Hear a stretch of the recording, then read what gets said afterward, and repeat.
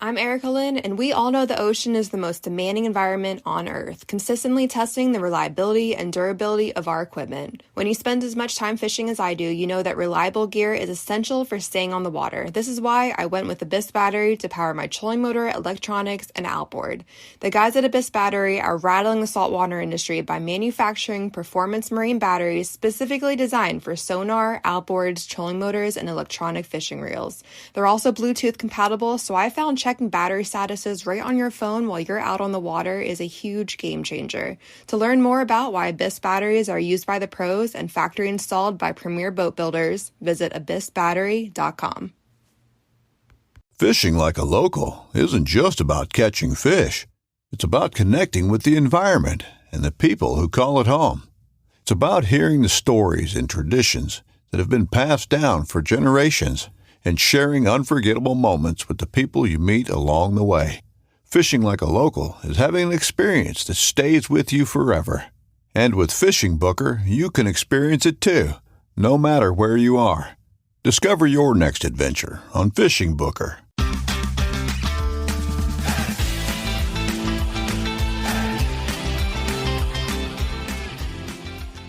Hello and welcome to the Publicly Challenged Podcast. I'm your host, Luke Oswald, and I hope you join me on my quest for knowledge to become a better public land hunter, angler, and forager. Stick with this and who knows, maybe we will learn something together.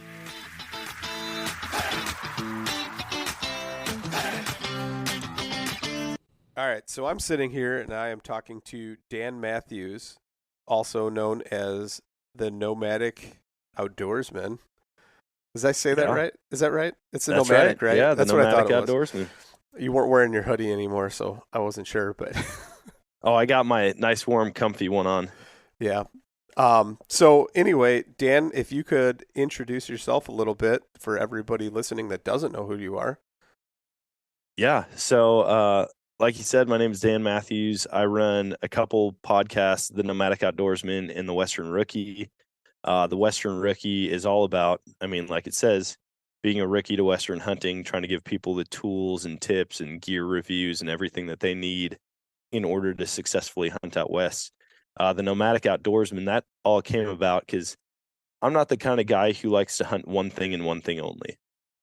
If you told me I had to give up whitetail hunting if I wanted to continue to hunt everything else, it'd be gone, because I can't just get locked into one season. I don't know why.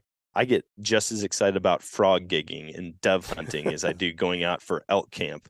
Maybe not just as excited, but pretty excited. And so the whole idea behind that is I want to travel. I want to experience these new hunts. I want to do the things that most people in the country don't know about. Like, people are going to hate me for it. I want to see what hunting white-tailed deer with hounds is like. I don't want to knock it until I try it. And I think there's a lot of cultures and a lot of types of hunting that get overlooked, and I have to experience them all and then make up my mind for myself. So yeah, I started those podcasts and then run social channels along with them. My wife and I do a lot of silly and kind of funny, relatable marriage content surrounding hunting. So that's me. It's also like TikTok star / sensation, as well as like Instagram reel, right? That's kind of what you guys are known for now. That's the biggest problem is social media takes off so much quicker than podcasts do. So I'd like for people to be like, oh, dude, Dan is like a stone cold killer. He goes all over the country and shoots these big animals. And instead they're like, dude, that TikTok dance you did with your wife was awesome. And I'm like, this is my life now, isn't it? You didn't want to do it. You were forced into it. You and I talked a little bit at the show, and you definitely were forced into it, but it's worked out well for you, so you can't complain too much. No, I definitely can't. If you had told me 3 years ago that I was going to be a TikTok influencer or an influencer of any kind, I probably would have punched you in the head. But honestly, social media is an awesome tool for advertising and marketing. And once we discovered that, we ran with it and it's paid off. Yeah, that's something a buddy of mine told me the other day that actually introduced me to you. But Eric was saying, he goes, either you got time or you got money. If you got money, you don't have the time to make all those things. But that's the great thing about social media is, if you don't want to throw the money at it, you can just take the time and devote it and be able to grow something out of nothing, and it's all For sure. organic. So that's pretty cool. You definitely can't knock it as far as that goes. Sometimes there's a lot of negative light shed around, social media and stuff like that. But Oh yeah. I think overall, it's just it's an easier way to convey it or put something out there that people see. It's not necessarily that evil now exists because of social media. It's that it's always been there, but it's easier to see it or be able to get access to it. Yeah, yeah, definitely. I mean, it's at everybody's fingertips, and the thing that I really do enjoy about social media is that it allows people to connect directly with you. And yeah, it's not face to face necessarily, but I get approached at different trade shows or different stores like Bass Pro here in town. I'll be walking through, and someone's like, "Dude, Dan from the Nomadic Outdoorsman." I'm like, "Hey, what's up? I don't know you, but how's it going?"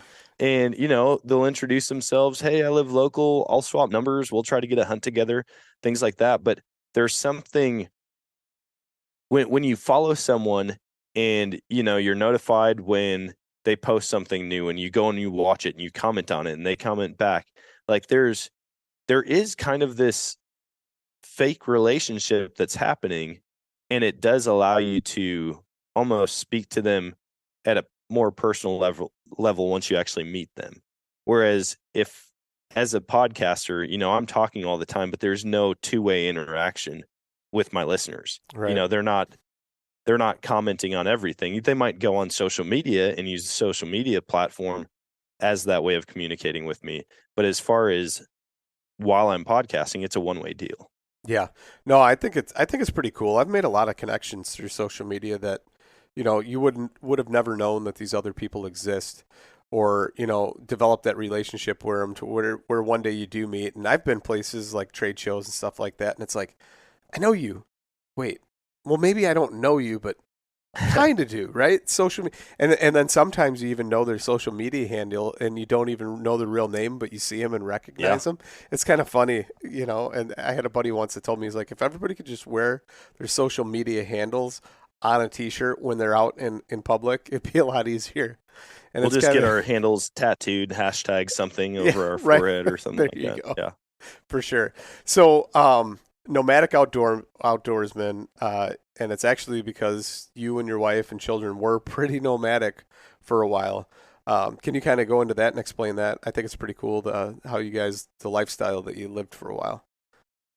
Yeah. So we've had the family motto, and I mean, before we even had kids as a couple, we had the motto, always choose adventure.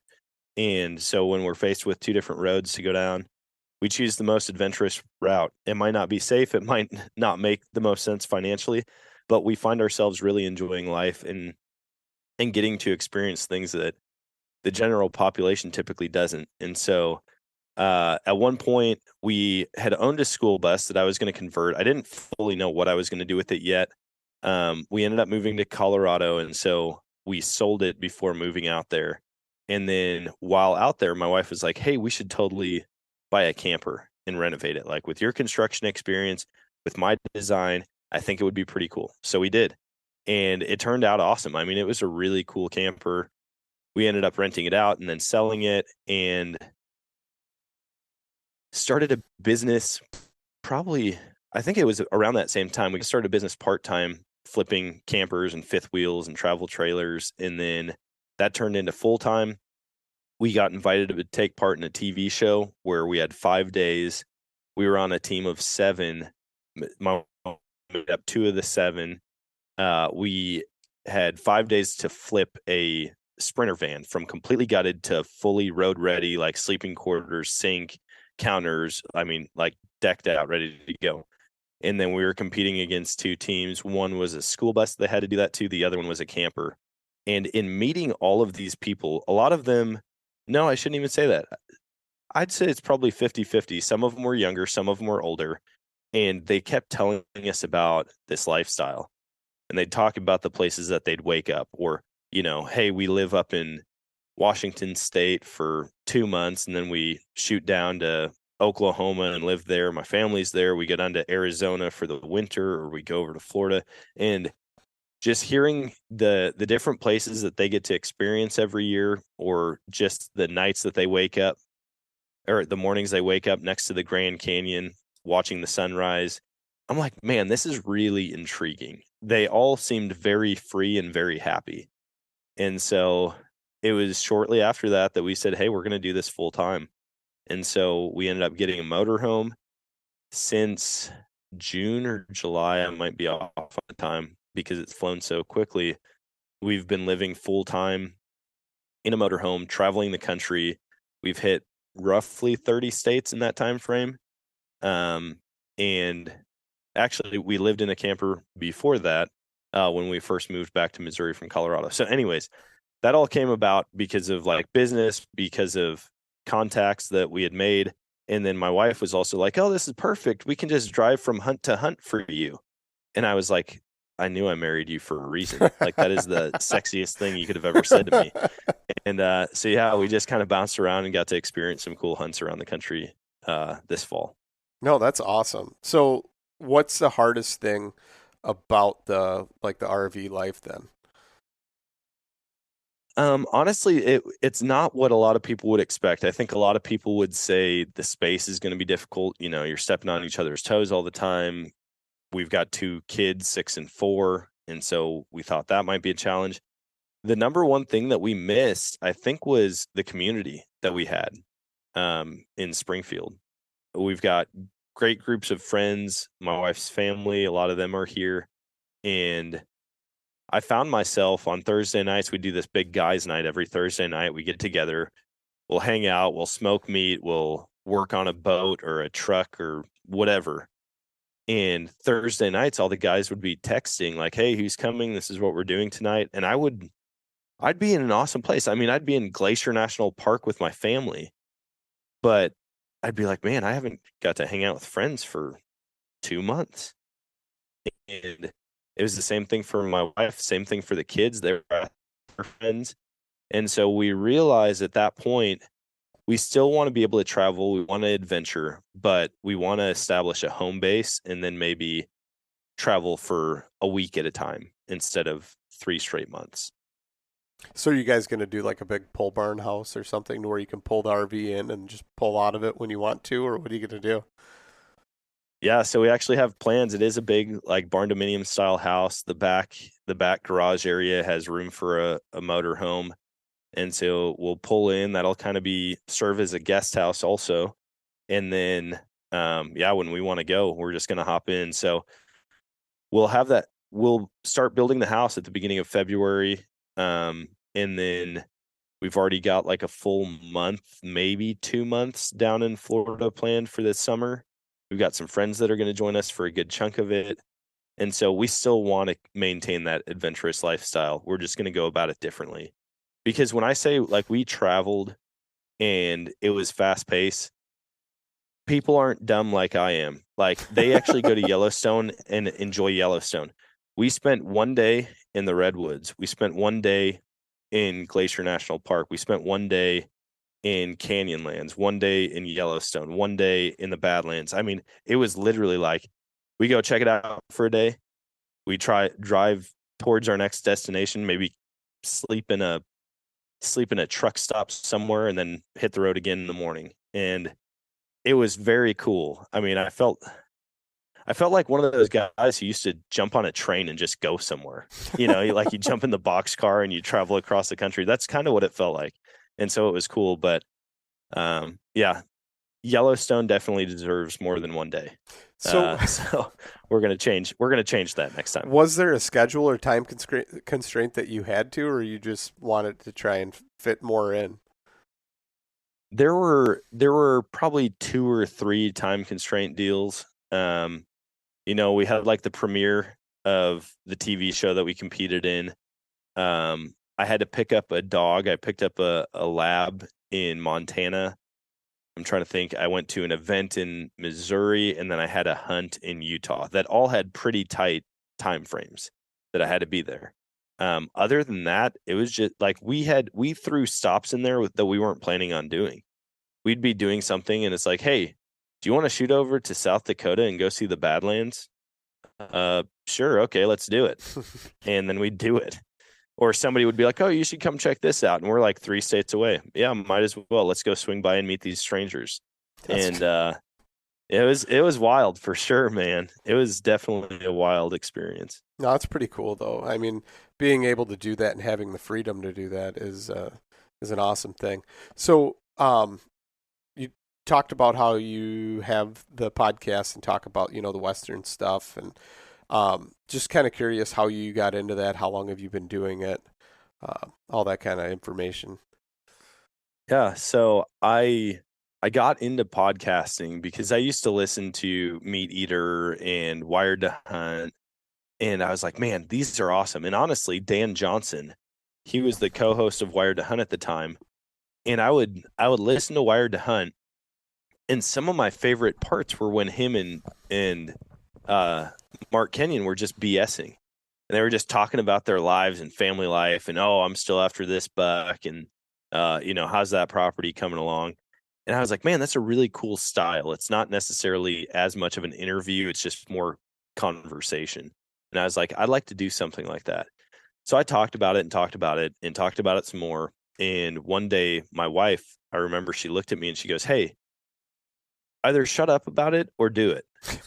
And I was like, oh, okay. Couldn't be any more straightforward. And I think that comes from the fact that I would always tell her, or I'd tell my friends, I'm like, listen, if you're broke, that sucks, but you don't get to complain about it unless you're actively doing something to change it.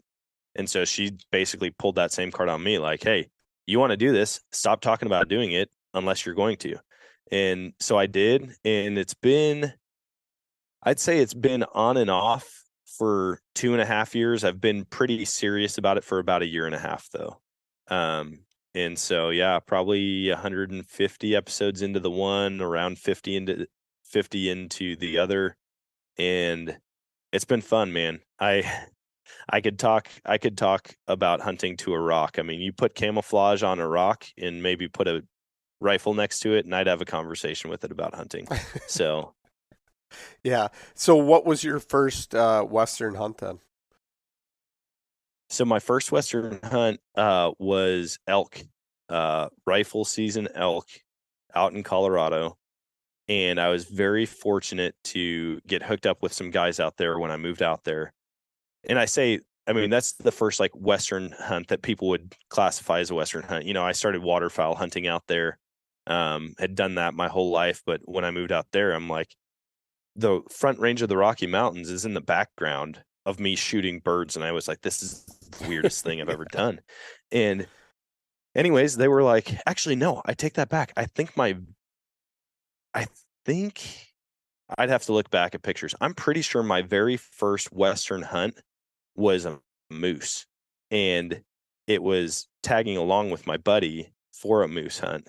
But I want to say that happened before my first elk season. Either way, got hooked up with these guys. They learned this unit, and I started hunting with them, and they got me on the elk right away and showed me what it was all about. Showed me different styles. Some guys would pack in and set up spike camp. Some guys would hunt on the 2-track. And then from there, once they found an elk, they'd bomb in after it. And it definitely intrigued me. The second year I hunted out there, I got a mule deer tag. I was fortunate enough to tag a bull elk and a buck mule deer on the same day. That was pretty wild. And then from there, I mean, it's just been joining people on hunts out west if they get a specialty tag like a moose or a mountain goat. And then I've kind of branched out into all different stuff, mountain lion, bear, you name it. That's awesome. So when you tag along on these hunts, is it somebody that you already know, or is it somehow you got hooked up with them through social media or what? So like the moose and the mountain goat, they were both, my buddy Sean is so lucky. He drew those tags, not back-to-back years. There was a split in between. And so I tagged along with him on those. And those are those hunts that, you might go your whole life not get drawn. And so when you know somebody who does get drawn for that hunt, if you're close to them, he called me as soon as he got the draw results each time. And he's like, dude, take off this time. We're going. And so I took off 2 weeks for the moose hunt, took off 2 weeks for the mountain goat hunt, and we just went up there and chased animals. And I'm hoping that I get the call about a bighorn, this year or next year, and we can just kind of finish off the big three in Colorado. But so those ones were because I knew him. I had been invited on a rifle elk hunt out in Wyoming, and that was just kind of tagging along somebody I knew. And then there's been hunts where people have hit me up through the podcast and said, "Hey, come mountain lion hunting with me. I run dogs." My buddy Dustin, he was on the podcast. I didn't know him before the podcast, but afterwards he's like, "Dude, come out and hunt mountain lions with me." And I'm like, "Okay." And I mean, we still communicate, I've been invited anywhere and everywhere, it seems like at this point. I don't get to go everywhere. Time and money and family and everything, has to be taken into account on these hunts. But I did get to go sandhill crane hunt and waterfowl hunt down in Texas this year. I'm about to head down to Georgia on an island hog hunt. So that'll be interesting, something I've never done. So yeah, I mean, a lot of cool opportunities. And when I first started the podcast, I said that's what it's going to be all about, is making connections. And if I can just make enough money off the podcast to pay for my hunting expenses, that's a win. Absolutely. And my wife's like, "Well, maybe if you could pay our bills also, that'd be helpful." And so we've been working towards that. Yeah, one step at a time. Let's not take it too far. But yeah, if we can pay for hunting Let's just get some really cool hunts. I mean, we'll always have an electric bill, babe. Yeah. So this island hog hunt, I mean, what do you know about it other than it's on an island? Are you using like rifles or dogs, or what's the story with that? We're using rifles. It is, you can either take a ferry in, or if you have your own boat, you can take your own boat in. So one of the guys is bringing his boat. There's a group of us, probably 6 or 7 of us, going out there, and it's going to be rifles, no dogs. It's just a big public island, and the only people who are allowed on the island at that time are people who are hunting hogs. And so Cool. I don't fully know what I don't know what I'm going to get into. I mean, like, we're going to be on the ocean, and they're like, there's spots where we'll sit up on like a giant sand dune looking at the ocean, and you could have hogs right behind you. So I'm going to bring my saddle. I don't know if I'll end up needing it at all. I'm going to bring my Fox Pro call, and probably close to dark or first thing in the morning, play a piglet squeal on it and see if I can't get some pigs coming in to investigate. And other than that, I've got no idea what to expect. I've seen, and maybe it's the same island, but I've seen somebody where they hunted that, like something similar to that before, and the hogs were actually swimming. And they were in a boat, and the hogs were like swimming past them, and they were shooting them in the water and like throwing them into the boat. So that's crazy. I don't know. I know there's some islands. There's some islands down off the Gulf somewhere. I don't remember which island chain it is, but they're known for their pigs down there. And you can pay to do a charter, and they actually pull the boat up next to the pigs, and you get out and swim, and you're like throwing food out to these wild pigs while swimming with them in the ocean. Oh yeah, And that's a little different. This is killing the pigs. No, But no, yeah, no, it's I know what definitely you're talking different. about. Don't get me wrong, it's definitely different. Yeah. But to see just how aquatic pigs are, it's pretty wild. Yeah. So when you apply for like Western hunts and stuff, is there anything that you've kind of given up on, or are you still going to throw money and points at it? Because I've kind of come to the realization, like, this year I'm not going to put in for Arizona antelope anymore. It's just, I don't even think it's a possibility. And why would I don't want to wait 30 years to go hunt antelope when I can have 4 points and go hunt in Wyoming. Yeah. So I've been debating whether or not to pull the plug on moose out in Colorado. I've got enough points to where I could technically draw, but the odds of that are almost zero. And in looking at it, in looking at how long it will realistically take me to draw a Colorado moose tag, the price of the preference point every year, because they bumped their preference point for mountain goat, moose, and bighorn to $100 just to get the point every year. So yeah, $300 a year if you want to put in for the big three. And then if I figure it's going to take about 20 years before I draw that tag for the unit that I want, so I'm 2,000 deep into it, and then the tag itself is $2,400 for a non-resident.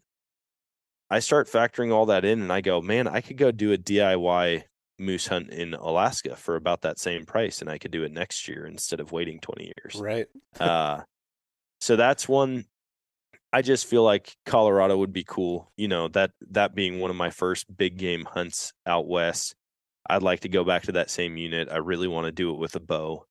And I also don't have to compete with grizzly bears and wolves up there. Well, wolves by the time. Yeah, maybe grizzly bears and wolves by the time I don't think they're too far off, to be honest. I mean, I've got a buddy who told me that swears that there's grizzly bears all the way out in the breaks now. So if they're all the way out there, I mean, they're going to make their way. Hey, I wouldn't be surprised. I've already seen signs up on telephone poles. There was one town that I drove through. I think we were in the motorhome, and it said, if you voted for the reintroduction of wolves, you're not welcome here. Please recreate somewhere else. I was like, whoa, shoot. But yeah, so that one, the one that I've definitely given up on was a mountain goat tag. Not because I don't think I could ever draw it, but because I got to experience that hunt. I basically did everything that the hunt requires aside from pull the trigger, and I did not like the meat at all. And I was like, if I'm not going to eat it, like there's certain things I'll shoot if I'm not going to eat. Like if I'm down in Texas and we're hog hunting, like we're going to shoot a lot more hogs than we would ever eat. In no place is taking pigs anymore because they get so many donated already. But it's a nuisance type of deal. Same with coyotes. If it's a game animal that I actually like to eat, like I'm not just going to go and shoot it, or if it's an animal that I'm just shooting because I want a big furry white rug, I'd rather not do that. So I quit putting in for preference points for mountain goat, and I doubt I will ever put in for him again. What about bighorn sheep, though? Have you ever eaten bighorn sheep? I have not. I've heard that it's not bad. It's not like the greatest meat ever, but mountain goat, there are a lot of people who are like, I mean, yeah, no goat is really that good. But yeah, the bighorn, I think I'll keep putting in for. I feel like they'd be a lot better eating than a mountain goat would. And they're huge. I was surprised at how small a mountain goat is. Yeah. They're really not that big of an animal, whereas bighorns are way bigger than I ever thought they were. They could be a couple hundred pounds, I think. Like just seeing them on the road. Ram, yeah. Oh, I've seen. Yeah, I don't know how big they actually get, but I saw a couple rams on the road that looked like they were probably mid 300s or bigger. I mean, they were huge, and maybe it was my perception was off. I'd have to look that up. Actually, I'm going to look it up while you ask another question, because now I'm super curious. So, yeah, I mean, that's one thing I don't even put in for anymore. Like when I first started putting in for points, but to me, I don't know. I don't see it as being a realistic goal to draw in most places, as far as bighorn and all that, especially as like a non-resident Colorado or something like that. But yeah, there's a lot of other hunts I could do. The point systems, they change different places, and they increase. Like you put in and you factor in this lifetime of applying for points, how much it's going to cost, and then you go in the next year and they've increased it, and they're never going to decrease it. It's always going to increase. And so it's like becoming more and more unattainable. And then with the amount of people who are doing it, your odds are decreasing every year instead of increasing. And so that's the challenge. I don't know what they're going to change. Honestly, I think a lot of it's going to change as more of these states open up certain hunts. Like Wisconsin now has an elk hunt that they're opening up to their residents. Once the population gets big enough, it'll be open to non-residents as well. Missouri has an elk season. Arkansas, Kentucky, Pennsylvania. There's a lot of states that have elk seasons. And so I think you're going to see a lot less hunting pressure out west as people discover the opportunities close to home. Do you happen to know like the allocation of tags that they have? I've always been curious. I don't think it's very many for a lot of those states. Even like Kentucky, I don't think they give away that many. Do you think they kill more than like 100 elk a year, or what's the numbers? I don't know how many it is. I do know the draw odds to actually draw the tag are a lot higher than getting like a trophy unit in Colorado. Really? Yeah, they are, because not a lot of people look east. You know, when Yeah. if I said, all right, hey, where are you going to go elk hunting? I bet you Kentucky wouldn't be in the top 15 states. You know, people just don't think about it. And I would have never guessed Pennsylvania, but you have these states that have reintroduced animals, and they got through the phase of only allowing residents to hunt them. And now they've got sustainable populations to where non-residents can hunt them. And if you think about it, they're going to have a better age structure because they don't have as much pressure. It's much more managed and regulated. They haven't been called to, you know, like when they hear a call, it's probably almost always another elk calling instead of a hunter. You go out Right. west, and some of these elk don't ever hear another. They only hear hunters. And then on top of that, you have like the corn-fed aspect of it. You're getting these elk that are just hanging out on big crop fields, and then you call them into the woods. Like, I had a guy on the podcast not that long ago, and he actually drew a cow tag in Kentucky, and he drew a bull tag in Pennsylvania, and he shot a monster bull. It was like upper 300s. And I was just blown away when I heard that. And I was like, man, if you could put in your whole life for these tags that everybody wants out in New Mexico or certain parts of Arizona or Utah or Idaho, or you can put in for a couple of years and possibly get drawn in some of the eastern states. Yeah. And it's not as far to drive. The tag's not as expensive. The preference points aren't as expensive. And so it just seems like a win all the way around. I think like Kentucky, I pay $5. It's $5 Yeah. to enter the draw every year. I've been doing it for like 3 years now. And I think I put in for like a bull or a cow tag or like a combination tag where it's like you can hunt rifle or muzzleloader archery thing. It's like a combo tag.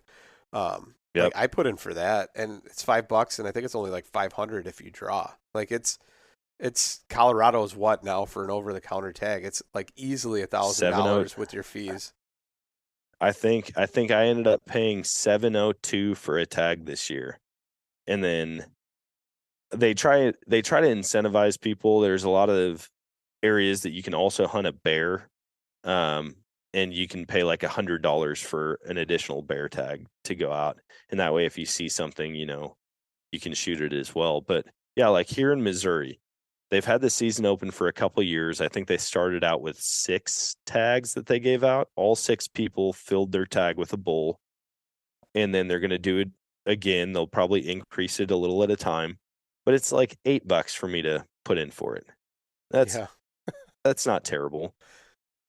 Wisconsin is only open to residents right now, but then I look at places like Maine for moose, and the application for a moose is way cheaper in Maine. I mean, it's like a fifth of the price, if not less. The tag itself is like half the price of Colorado. And so it's difficult because I love the mountains and I love hunting the mountains. I love traveling through them, but when these other opportunities are coming up that are also going to be awesome, it's hard to justify, you know, a $4,500 price tag and a 20-year wait list to go out to Colorado when I could potentially do it in multiple other states between now and then. I mean, how many people can say they've actually killed an elk in Kentucky or Missouri in this day and age that are still living? You know what I mean? Like the last era of that is like Daniel Boone.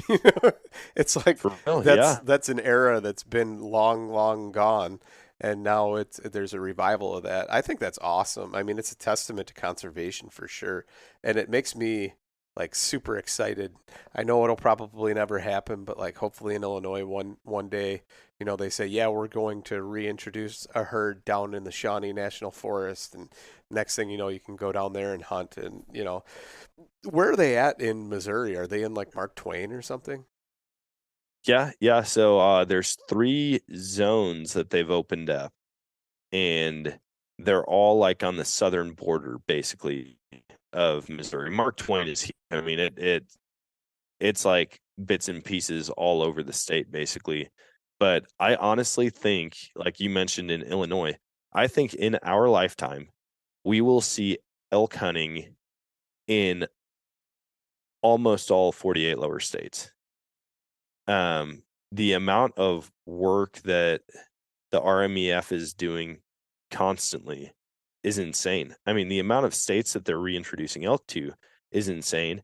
And then when you look at how long they have to be reintroduced before they have viable populations to actually hunt, it's really not that long. I mean, you talk if they get elk reintroduced everywhere in the next 15 years, which I don't think is a crazy goal, you're looking at 25 years before every state would probably have a population big enough to at least give out resident tax for.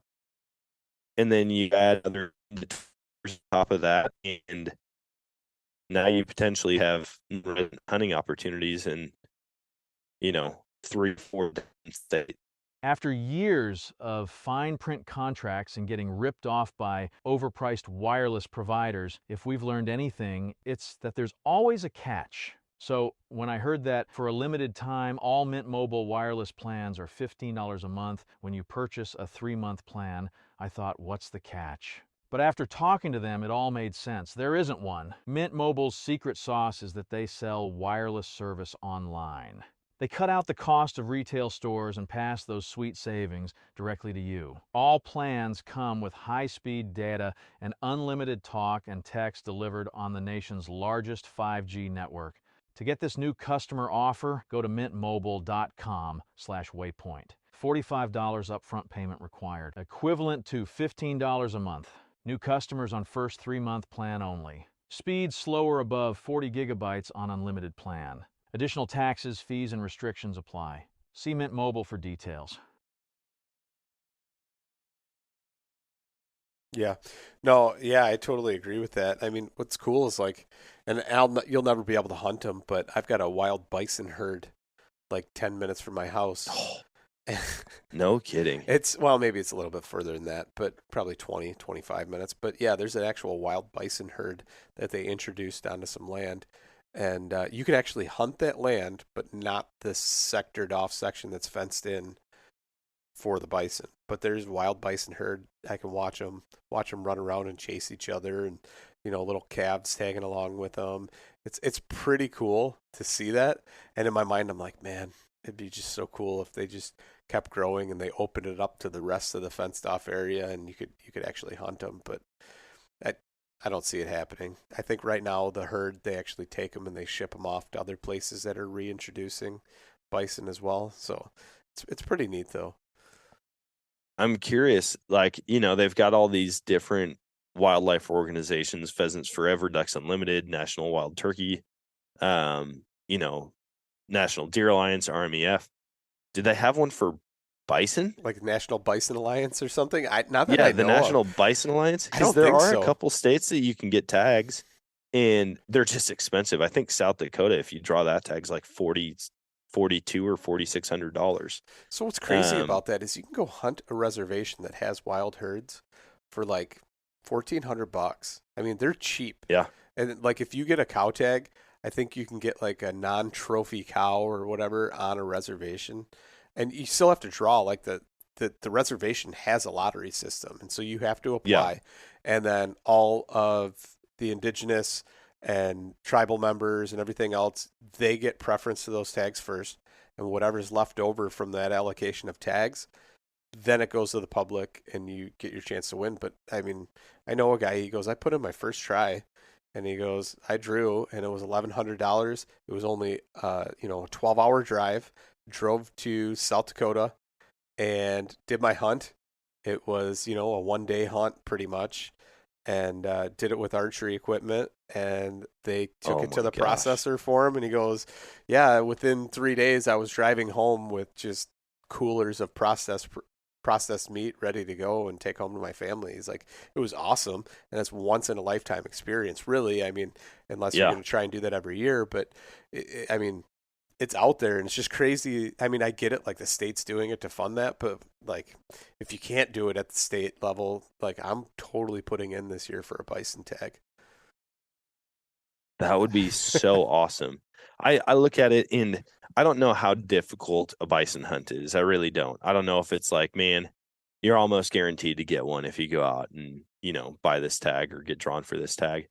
I like I really like the idea of not having any idea if I'm going to get an opportunity at one, you know, or when that hunt drags on for 5, 6, 7, 12 days, whatever, and your nerves start to get to you and you start questioning, like, dude, am I going to get one? Am I going to fill this tag? Did I waste all my time? Did I travel? Did I leave my family for nothing? I don't, I don't necessarily care for the super easy hunts, like where you go out there day one, you kill something and it's like, oh, well, that's that.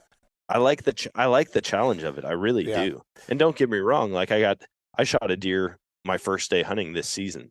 I shot a bull on my first day of the hunt. It wasn't easy. I had to work for it. I had to go farther back in than anybody in our group is willing to go. But yeah, it was definitely like, oh man, that was awesome. And also my hunt is over one Yeah. day in. I think So so I've talked to my buddy's dad that's done it, and I think maybe he's done it twice.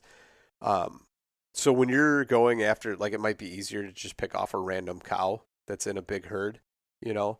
yeah, But he was going after a mature bull, and he said those mature bulls surround themselves with cows and other satellite bulls, and they move. So when one moves, they all move. And he goes, we spent 2 days chasing the one bull that he wanted to get, or maybe even 3 days.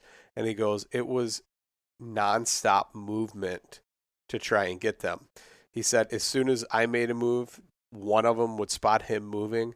They'd all move and go 300 yards down. And he goes, I'd have to start my stalk all over again. And it was just the same thing. I jeez. think he said for 3 days, and he said it rained and like the mud, the mixture, I can't remember what they call it, some type of muck. But he goes, you'd be hauling like 20 something pounds of muck on each boot as you're walking. It just keeps caking and piling on with the grass.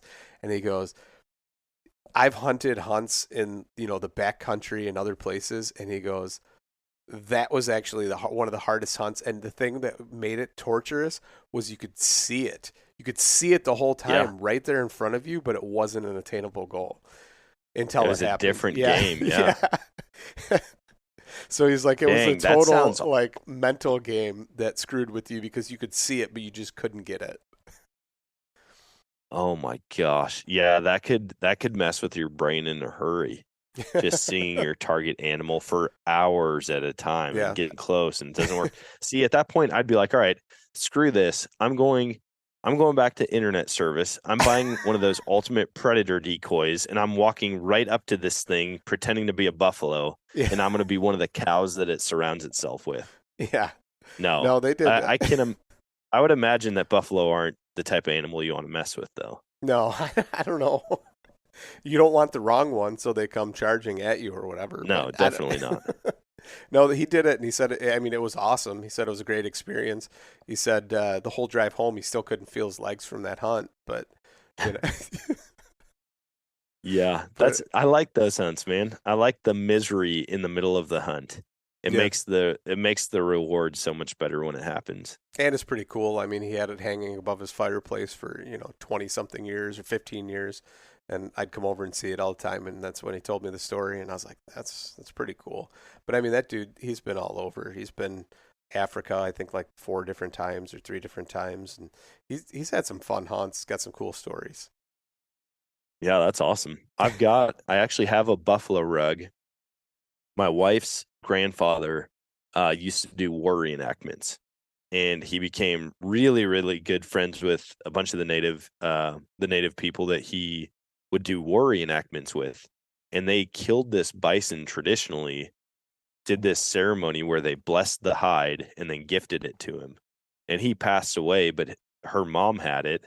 And I found it in the garage, and I'm like, dude, what is this? Yeah. And she's like, oh, it's a buffalo rug. And I'm like, I'm taking What? this. This Yeah. thing is not sitting in a box any longer. And so that's going to be one of the first things that go up in my shop at the new place. I had it hanging up in a shop that was, I mean, it wasn't a big spot, but the wall that I put it on, I thought was, oh, this is going to be huge. I put that buffalo rug on, and it took up every inch of the wall, floor to ceiling, side to side. They're huge, especially when you turn them into a rug. Yeah. So that's my goal, is to have his hanging on one wall and then one that I shoot hanging on a different wall. So I've always wanted a bison fur coat, and like that's like cool, but the super flex is a grizzly fur coat, and have a Oh my full gosh. length coat made out of like the grizzly fur. That's like my ultimate goal. See, yeah, the fur coats would be sweet. My goal, it's not necessarily coats, because I don't know that I'd ever want to wear them. I'd be like, dude, I don't want this to I'd get wear destroyed. it. I'd wear it. I'd wear it until it had holes in it. You just wear it and nothing Everywhere. else all the time. Oh yeah. Yeah, On hunting trips, I mean, probably not the smartest thing, but I'd wear it on that other would hunting be trips. pretty awesome. Yeah. No, I think that'd be cool. I want to use rugs of a ton of different animals that I shoot as sound dampener for my the podcast studio. That's pretty cool Just too. like every wall just completely covered. And then I would just tack up all my like all these mounts behind me. I'd tack all of those up over the rugs, and then just have the sickest podcast studio that you can't even see the paint on the wall, because You just rub there's the too many walls, rugs from furry other walls. yeah, I like it. That'd be cool. That'd definitely be cool. Yeah, I don't know if I'll actually ever get the grizzly bear coat, but that would be ultimate. But hopefully, I'm gonna keep applying for the bison tag and try and get that. Oh though. yeah. But do you apply for like Montana and stuff too, or do you apply for bison? I'm expanding different places this year that I'm applying for. This is the first year that I'll actually have the financial and time freedom to apply a bunch of places. So I'll be applying for Montana, Wyoming, Colorado, Utah, New Mexico, Arizona, Maine, Kentucky, Pennsylvania, and probably Arkansas. So you're going all in. And yeah, I mean, I'm just going to, every year from now on, I'm going to put in for as many places as I can.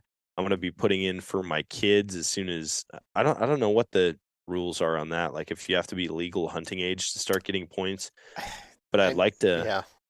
There was something. I need to about look that up. There was like a Randy Newberg video, and you could actually create an account for them and do that. But I can't remember if it was like 8 or 12 or whatever it is. I think they have to be eligible. They don't actually have to have the hunter safety course, but an eligible age for that. Okay. I think that's how it goes, or at least for certain states.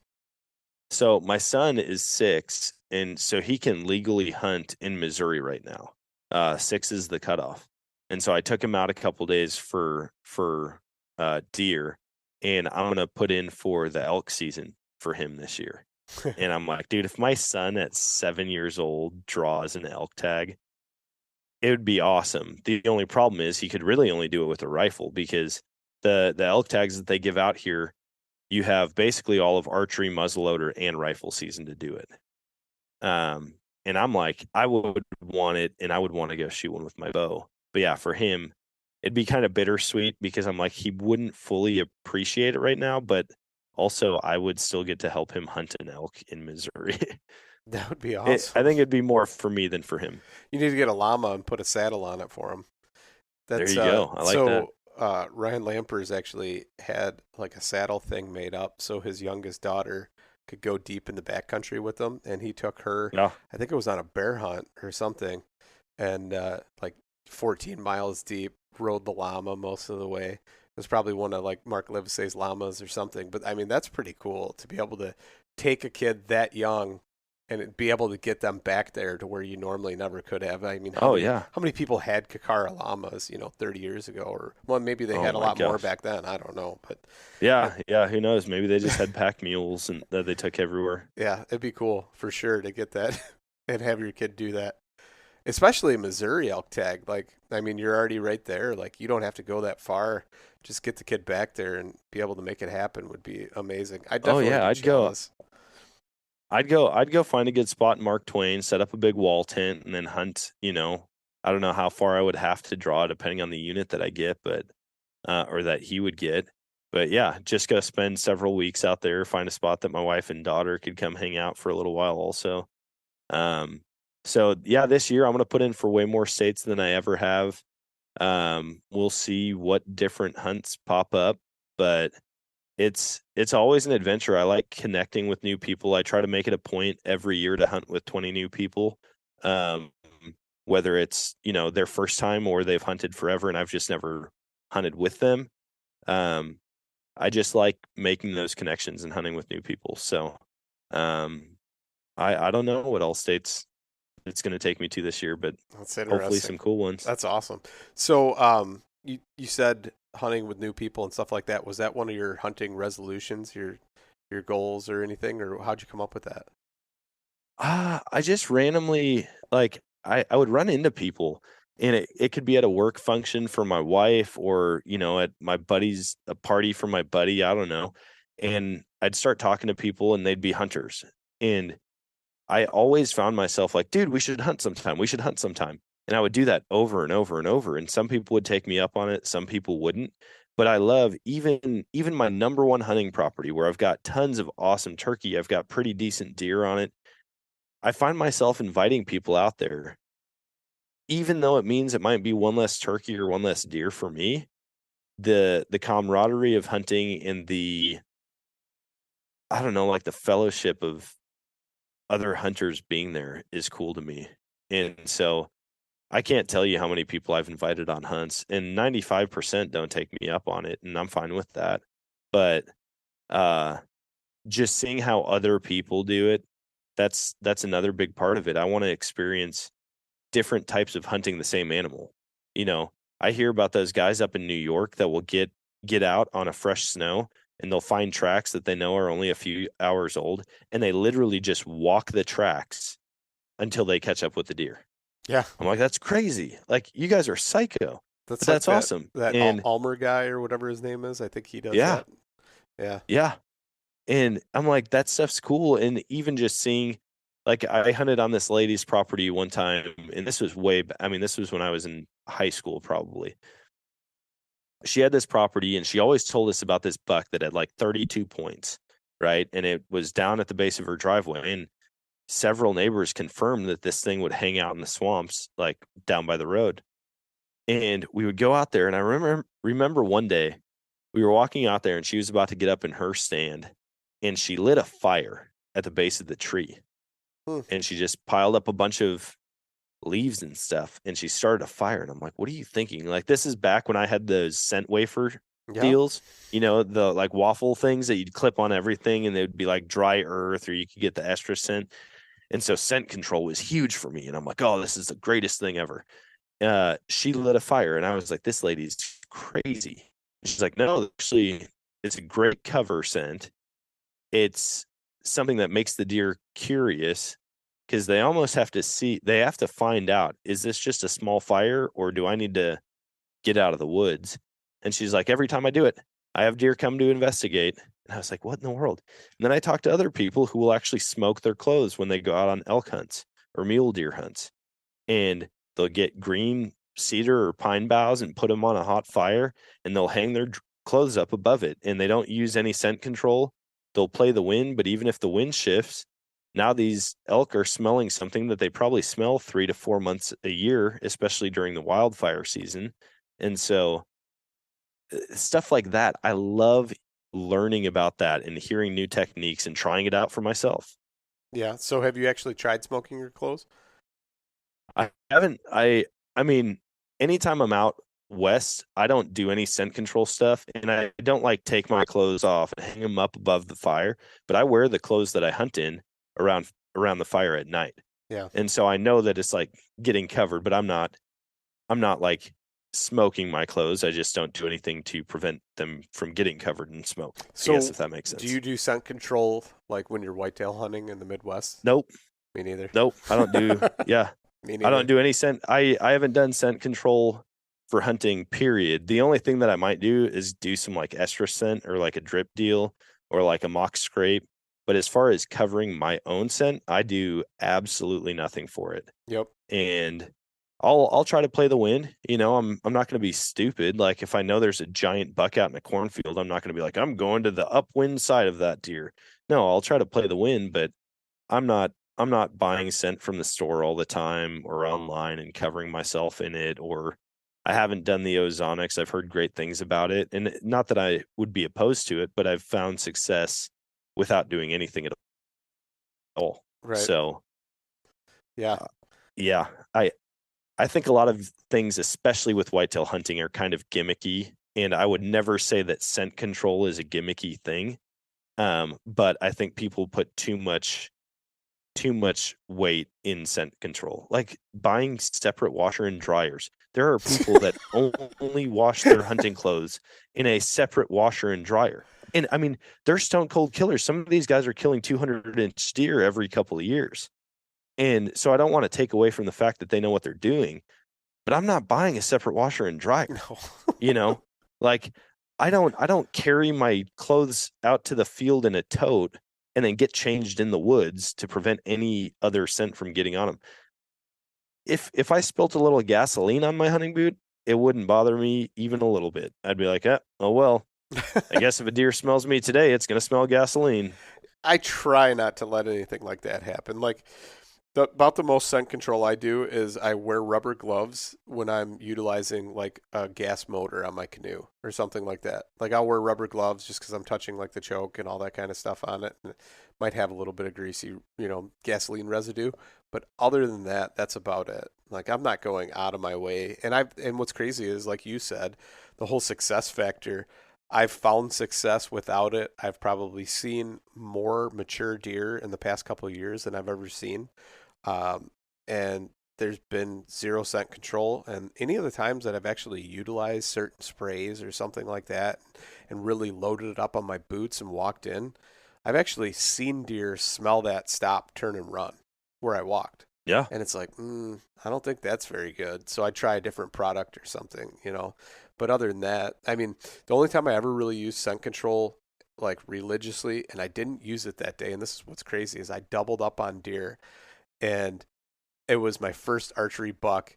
And before that, I always used scent control, had like carbon clothes and all that kind of stuff. And they were wet from the day before, so I couldn't throw them on. I was like, oh man, I'm running late.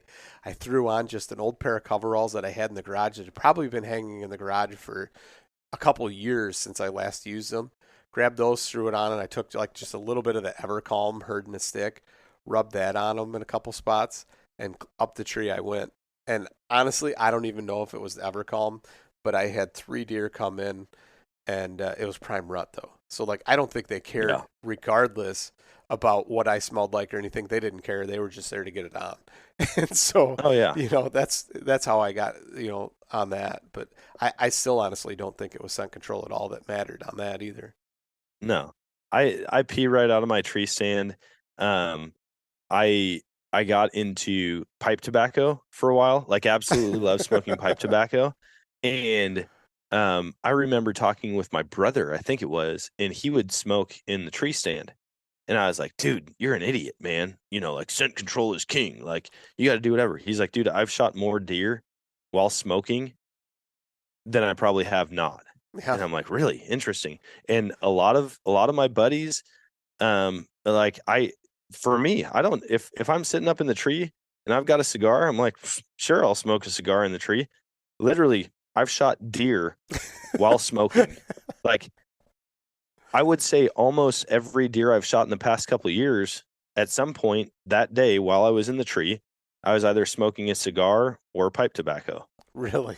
And oh yeah, 100%. I shot. It's the same thing with Western hunting. We'll be hiking up and down the mountains, and we're smoking a cigarette or a cigar or pipe or whatever, or like we're sitting there glassing and doing it. And I don't know. I feel like deer and elk and all of these animals, they've got phenomenal scent receptors. And at the end of the day, they're going to smell you. They really are. I would rather smell like smoke or cedar or something that I'm like walking through.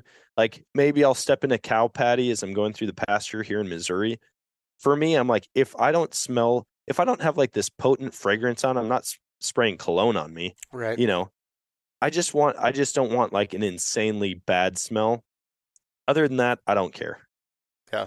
So That's funny that Yeah. you say that, though, about the smoking in the tree stand, because you always hear stories about somebody knows or they've got the uncle, especially like Missouri, like the Midwest type, and the uncle that smokes cigarettes and got a pile of butts underneath the tree, drinks Budweiser first thing in the morning, and every year he drops a 150 wearing blue jeans, sitting on a branch in a tree. See, here's the deal. So I started out smoking pipe tobacco.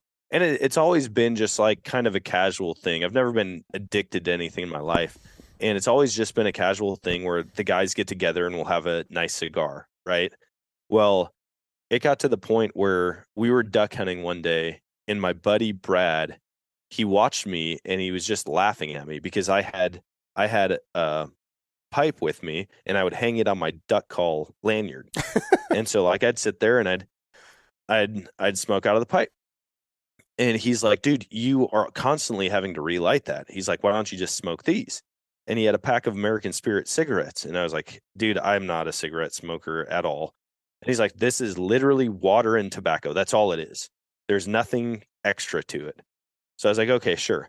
So I started using that because it was less maintenance and it was still just kind of like, it's a social thing for me. Like you're sitting there hanging out as guys and you have a cigarette or a cigar or something. So this year I killed my biggest bull, my biggest buck with a bow, and my biggest buck with a rifle all this season. Every one of those hunts, I had an American Spirit before I killed the animal. That's crazy. And I'm not saying like it was lucky, but I'm telling you, it did not change a single thing of the hunt for me. And sure, there's probably things that I don't know that happened out in the woods. Like, sure, there could have been a 200-inch whitetail downwind to me and it didn't come in because I was smoking. I don't know that. Who cares? And you don't know that happened either. But I do know that I killed my biggest buck. Yep. And I do know that it didn't affect him at all. So, yeah. Honestly, I think that smoke is probably one of the best things that you could smell like in the for woods. a cover scent. I agree with that. I totally For agree sure. with that. Back in the day, I used to I'd take cedar planks. I redid a whole like shed in cedar on the inside. It was like gorgeous. And I took a bunch of the cut pieces of cedar and put them in my hunting bin.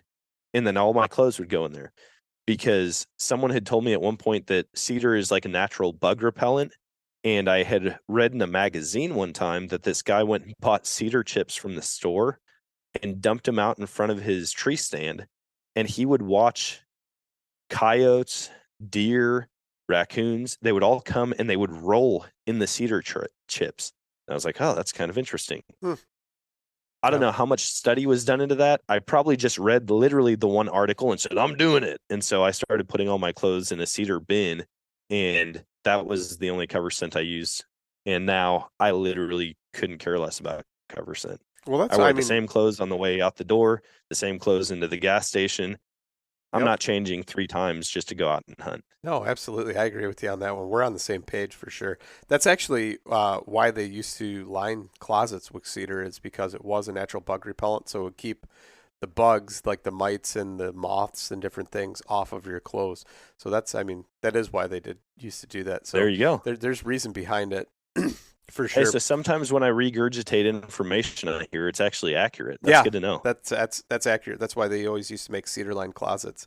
The other thing, I find it interesting, and I just learned about it, so I have to share it, is they actually take and I think it's almost all commercial tobacco. They extract the nicotine out of it, they dry it, and then they spray it with nicotine so it's an even application. Because otherwise, you couldn't commercially say this has 5 milligrams or nanograms of nicotine per gram or whatever it is. There's no way to accurately measure that and like dosage for actual smoking purposes. So they actually extract the nicotine out and then spray it with the nicotine so it's evenly coated and everything is the same throughout an entire cigarette. throughout an entire pack. And I think the same goes with pipe tobacco too. So I just learned that. Thought I'd share it with you. Very interesting. Yeah. Yeah. No, my wife absolutely hates that I smoke anything at all. And she's like, here's the deal. You can do it. I'm just not going to kiss you until you brush your teeth and wash your face and all that. And I'm like, okay, cool. And so I typically keep it to, when we're hanging out with the guys, when we're going on a fishing trip, a camping trip, floating, things like that. But there's something about just sitting in the woods. Like, how some people just eat snacks? They've got like their 9 a.m., 10 a.m., 11 snack. It kind of breaks up the day, I feel like. And I'm a fat kid. I can't do it. I can't sit there and bring snacks and be like, oh yeah, I'm not going to eat these until 10 o'clock. They'll be gone. If I had them, it's different if you're like hunting and it's a long-term trip to where you have to conserve it. But if I'm going out on a day hunt and I'm in a tree stand, by 9 a.m., that salami and cheese or whatever is probably going to be gone. I actually killed a buck with a chunk of salami in my mouth. That's amazing. See, I'm always amazed at myself when I open my bag in the tree and I still have snacks. Normally they're gone on the drive. And the trick that I've discovered works the best is if I just stuff myself completely full at lunchtime, if I'm doing like an evening hunt, that way 3 hours into the hunt, finally I'm like, oh, okay, I don't feel sick from how much I ate. Now I can eat a snack. Otherwise they're gone way too soon. Yeah. Same thing with breakfast. I try to eat a huge breakfast before going out in the woods. Oh, I don't do Obviously, that poses other issues. You've got to find a good place to go. But yeah, the snack thing is a must. I get bored. I get bored out in the woods. And if I'm not doing something active, I'm falling asleep, guaranteed. And then I wake up and I think, okay, there was probably 12 deer standing right in front of me 30 minutes ago, and I'm just passed out in the woods. So I try to stay awake. That comes with having something to drink, having something to eat, having pipe tobacco or something to smoke, and it just keeps me active. Yeah, for sure. I get it. That's I've been trying a new thing. And so this year, almost every hunt, I went out empty stomach, not even coffee in the morning. I think there was like 2 mornings where I had to do it to where I drank coffee, and that was rough. Normally I'm a coffee person. I need that caffeine in the morning, but I tried it and then just drank water, and it was like an intermittent fasting along with the hunting. And I don't know. I wasn't super successful this season, but maybe I was a little bit lighter afterwards. I don't know. But do you ever have the years where it's just like you feel like you can do everything right and nothing pans out? Oh yeah. And then on the flip side, you feel like you just do everything you're not supposed to and it still happens. I feel like I experience that all the time. This year was one of those years where I said, it was just the best year ever. I mean, I had 5 out of 5 days of hunting, 5 total days of hunting. I had killed 2 bucks, a bull, and 2 does. And I'm like, this is unreal. I only had 2 days to hunt Missouri for early archery season, killed a buck on my first sit, killed a doe on my second sit, literally assembled my sticks and my platform, never had sat in a saddle before, just got that in the mail. So I go out and it takes me 45 minutes to climb the tree, pouring sweat, and an hour and a half into the sit, I shoot the biggest buck I've ever shot with my bow. That's awesome. And then the next morning, go out, shoot a doe, same spot. Well, Colorado, shoot a bull, first day, biggest bull I ever killed. Go up to Wisconsin. And I mean, I hunted the rest of that season in Colorado, but I didn't have a tag. So I count the 5 days as literally the first 5 days that I had to hunt with my own tag. I killed 5 animals. The buck that I shot in Wisconsin, look over, here's a deer. I had my camera. I always bring my camera and a bunch of GoPros and all this stuff thinking, I'm going to get this. I'm going to self-film. As soon as I see brown, I forget that there's even cameras there. I don't even hit record. Right. And so I look over, see this deer. I'm like, it's probably just a small doe. I just saw brown through the woods, and for some reason it looked like real fluffy, like a yearling doe sometimes looks like. And so I don't pay much attention to it, keep looking. look back over, see 5 points on the right side. And I'm like, oh, crap. That's a good buck. Look at my camera, go, I don't have time. Turn, shoot this thing. And I walk down to get my buck. I drag it to the bottom of the hill below me because I was going to go get my 4-wheeler, drive it in, load it up. And I get down to the bottom of the hill. And I'm like, dude, this was nuts. Like it happened so quick. So I walk back up to my seat, which was 40, 50 yards up the hill. And I sit down. And as soon as I sit down, I look to my left and there's a doe at 40 yards. And I'm like, what the heck? I've been walking around. Like I literally just drugged my deer. So I watch her. She walks away from me a little bit, still within 70 yards of me in the woods. And I sneak down. My rifle is leaning up against the tree right next to my buck. Oh, that's why I came up the hill. I had to walk back up the hill to get my knife. I was going to start gutting it. And so I had leaned my rifle against the tree down the hill by the buck. I walk all the way down the hill to my rifle, all the way back up to my seat, find the doe again, shoot her. She was within 100 yards of me the entire time. And I'm like, this is one of those years where I literally just can't mess up. Like, I wish I did have a moose license this year. That was like, the American spirit was with you, I guess. The American spirit. Yeah, for sure. No, that's awesome. Dan, that's so cool. Congratulations, man, on a banner year for sure. Just don't expect that next year because it's gonna be a rough one. No, I know. Oh, I've had good years in the past, and it seems like they just skip a year every time, maybe two. Yeah. So next year is gonna be my year for sure. After missing that buck and some other stuff the year before, so it's been great talking to you. Before we go though, can you kind of tell everybody where they can find you and listen to the podcast and all that cool stuff?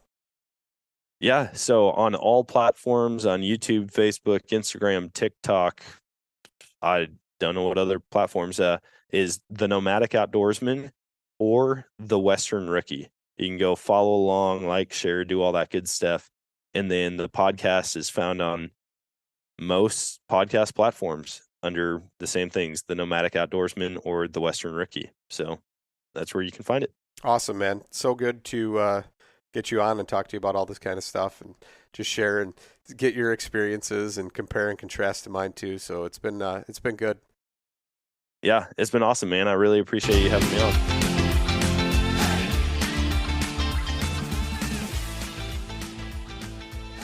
And once again, thank you so much for listening to the Publicly Challenged podcast. I hope you enjoyed the show, and if you did, please subscribe on whatever platform it is you're listening to. Also, if you could leave a review, that would help us out. And you can check us out on Instagram or at publiclychallenged.com. And once again, thank you so much for listening to the show.